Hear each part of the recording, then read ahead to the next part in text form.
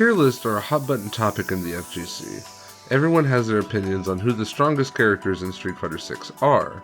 In case you don't already know, a tier list is one person or a group of people's opinion on the strongest or best option on a given topic. These are mostly found for fighting game characters, but people also create tier lists for everything from other video games to fast food chains or even basic colors. Characters tend to rank high when they have good tools for any situation, but these lists aren't the be-all, end-all. Welcome to the dojo. Today we're going to discuss tier lists, what they mean for the up-and-coming competitor, and how they could be misleading. Enjoy the Dojo Club Discord server by following the link in the description below. Tier lists can be widely inconsistent. You'll see some of the usual suspects towards the top, but no one can ever seem to fully agree. Remember that most tier lists are made from one person's opinion. These opinions can be skewed by factors like their local strong players' character choices, personal character matchups, tournament results, or even frequency of play at the top levels. I want to encourage you not to pick a character based on anyone's tier list. If you pick a character based on results for a better chance at winning, or even to make money playing Street Fighter 6, then I feel you'll quickly burn out and stop playing the game altogether, even if you do well. I don't want any of you to feel that way, so choose the character that speaks to you the most. The goal of playing any game is to have fun, and picking the right character can help immensely when learning something new. Capcom Cup X happened last February. The $1 million tournament saw the 48 qualifying players worldwide compete for the fighting game community's biggest prize ever. Surprisingly, almost every character was represented in this historic event. The playing field was stacked with the characters most people consider the highest tiers, including 12 Lukes, 8 DJs, 7 Kens, and 6 JPs. But none of those characters won the tournament. Instead, Uma, hailing from Taiwan, won the million with Jury, a character not considered bad by any means, but one that usually sits outside of the top 5.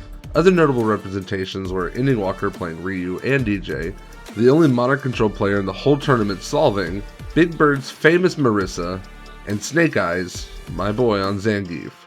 If you take anything away from this video, let it be this: any character can win any tournament in Street Fighter 6. Ultimately, Street Fighter 6 is a game, same as any other. I will always say, and always champion, that if you aren't having fun, you may need a break away from the game, or an extended time to do something that will be more relaxing for you. Video games are meant to be fun, first and foremost. When starting your journey in Street Fighter 6, just play the game. Play the characters you like to play. And if you don't know what character to play, I suggest playing in World Tour mode. Play around with the different styles, find one that fits the way you want to play the most. Hone your unique style of play and become your own player. There's no shame in wanting to try out a new character every so often, and it's okay if you decide you want to pursue another character over the one you're currently playing.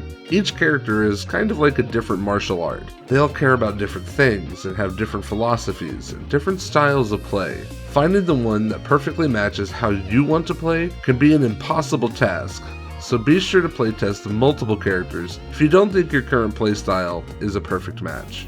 Tiers won't matter in the long run. Nerfs and buffs will happen and tiers will change accordingly.